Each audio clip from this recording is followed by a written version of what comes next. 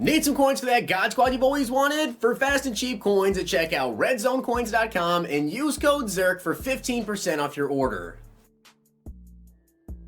The whole thing wobbin', wobbin', wobbin'. When I come around, got the whole thing wobbin'. What's going on, guys? It's Zirksee coming at you today with another YouTube video, and today we have got the new Team of the Week heroes that are coming out tomorrow. Now, of course, these players will be coming out tomorrow. I want to say around 2 p.m. Eastern time, per usual, with Team of the Week. And then, of course, guys, in the morning around 10:30, probably expect a video from me. Around 11, EA is going to be revealing the other Team of the Week players. They always reveal the flashback players the night before at 8 p.m. Eastern time.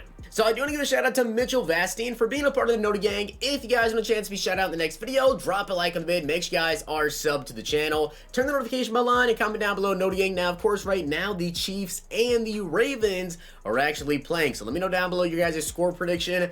I am going to predict that the Chiefs win by 7. I think that also Patrick Mahomes is going to have 4 touchdown passes. I'll say 4 touchdown passes and 325 yards to be exact. We'll see how that prediction goes. But on to the flashback players. Now, if you guys didn't see my Team of the Week predictions video, make sure you guys go and check it out because my flashback predictions were wrong. But we have Cortland Finnegan, which is an interesting prediction. If anyone in the world ever thought that we would get a Cortland Finnegan today, then you are an absolute genius because he has 90 speed, 89 acceleration, 88 agility, 92 jumping, 87 play rank, 87 man. He also has got 86 zone coverage and an 87 press. Now, I think that this is actually not a bad card. I think that some people are maybe going to be a little bit upset that it's not some other players that it could have potentially been. Like we could have seen, I don't know, maybe a Cam Chancellor today, or we could have seen an Antonio Cromartie today because Antonio Cromartie had one of his best performances ever, which may have been my Team of the Week prediction, Antonio Cromartie. But Cortland Finnegan, we got a cornerback, so 50% correct, I guess, in my prediction. But let's go ahead and take a look at this card and see how good he actually is. Now, like I said, I feel like some people are just going to kind of like overlook him because it's only Cortland Finnegan and not a bigger name player. But this card's not bad, and also it's going to be kind of funny to see Cortland Finnegan versus Andre Johnson if you ever see that matchup, because obviously they got into a very, very famous fight, one of the most famous fights in NFL history. But you can see his stats here, 90 speed, 89 acceleration, compared to Byron Jones, which I consider to be one of the best cornerbacks in the game. You're looking at 90 speed and 92 excel. So yeah, he doesn't compare in the acceleration, but he does have the 90 speed. Something to note here, of course, is that Finnegan does not have a power-up, which I find very interesting. Now, this could just be a glitch because usually the Team of the Week heroes, they do have a power-up available with them when you complete the set. I think that he'll probably have a power-up, but for some reason when EA revealed him, he doesn't have the power-up symbol there. But he does have 88 agility and 92 jumping. So agility, 92 for Byron Jones. Agility, we're looking at, or jumping is a 93, of course. So yeah, you're not going to be Byron Jones when it comes to jumping. Something else to note is that Finnegan is only 5'10" compared to Byron Jones, who's 6 feet tall. But if we take a look here at his play rec, man in zone, and also press, you guys can see 87, 87, and 86, right? So only an 84 man for Byron Jones, an 88 zone for Byron, and a 90 press. So he is a better press corner, but here's the thing.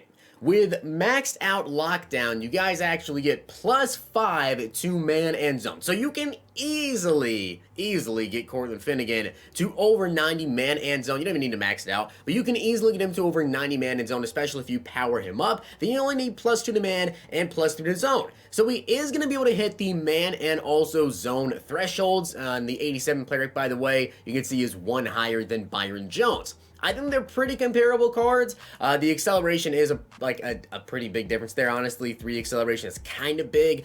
But overall, in terms of like who's going to be the better cover corner, like man and zone, Byron Jones, it is very, very hard to get him to man coverage over 9. You have to power him up and have completely maxed out lockdown to get his man coverage to the 90 elite threshold, which if you can do that, then I would say Byron Jones is definitely the better cornerback. But if you can't, that 90 man and 90 zone is really, really big. So Cortland Finnegan, really not that bad. But as I said, I feel like a lot of people are going to kind of overlook the card just because it's not Crow or someone of that caliber. Now, as for the other player, though, we actually got ourselves a new fullback, which I was really curious to see when we're going to get another fullback, because we do have Max Strong in the game, which I'm going to pair him to. And Max Strong is currently my fullback, and I didn't know when they were going to release someone that we could actually use. It's going to be a little bit higher overall, and looks like we finally get one. Now, here's a trick, though, from EA, because they always do it. They just released Mike Alstott, right?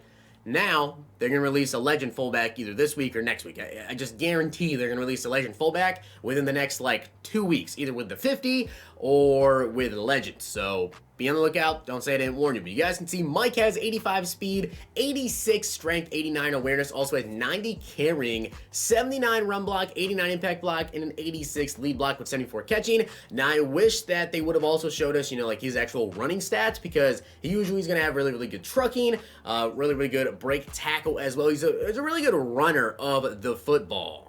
But if we take a look at his stats here, compared to Max Strong, you guys can see the 85 speed, 86 strength. Well, Mac only has 77 speed with 83 strength. So that's a pretty big difference. A pretty big difference of, number one, getting the ball actually to the fullback if you want to do fullback dives, or depending on the formations you run. I can't remember the formation's name, but I know a lot of people ran it last year. It's just completely out of my mind right now. But when it comes to the run block, which, of course, and that's really, really important for fullbacks, he has an 87 compared to only a 79 on Mike Alstott. Now, 79 and 87, that's a pretty big difference between the two, but you also have to remember that the speed here at an 85, right? So when it comes to getting out to the edge on stretch plays or filling the gap quick enough when it comes to your fullback blocking, Mike Alstott's going to get there quicker. So that's something to really keep in mind, especially if you run a lot of toss plays. If you run those stretch plays, Mike's going to get to the edge and be able to block those really, really quick outside linebackers, cough, cough, Lawrence Taylor. But he has 86 lead block and 89 impact block. So the lead block, you can see Max Strong is an 88 and an 87 impact block. Now, impact is actually how long they're going to be holding those blocks. So Mike Alstott, powered up, is going to be a 90 impact block. That's pretty big. Now, I really, really wish that we could see his running stats. I will say I personally don't run with my fullback. It's very, very rare that I do. Maybe on the goal line I will. But you could also get Mike Alstott, keep him at fullback, and depending on his trucking, if he does have really, really high trucking, Max Strong, they give him an 82. Not sure what they're going to give Mike, but he could really be a good, goal line back. If you need 1 or 2 yards, you could sub him in there. So you get him at fullback. You can have him as a nice little goal line back. I know a lot of people actually still have Derrick Henry on their teams. Even if they have someone like Barry Sanders, whatever, a lot of people use a Derrick Henry type of back, or they have the Eddie George, because they just break a ton of tackles and get into the end zone very, very easily. Mike Alstott could definitely be that guy for you, depending on his price. So with that being said, guys, I hope you did enjoy the video, and if you did, make sure to drop a like on the video, and of course hit that sub button down below. Let me know, are you excited for these legends, or do you kind of feel like they missed an opportunity to give us more hyped up players?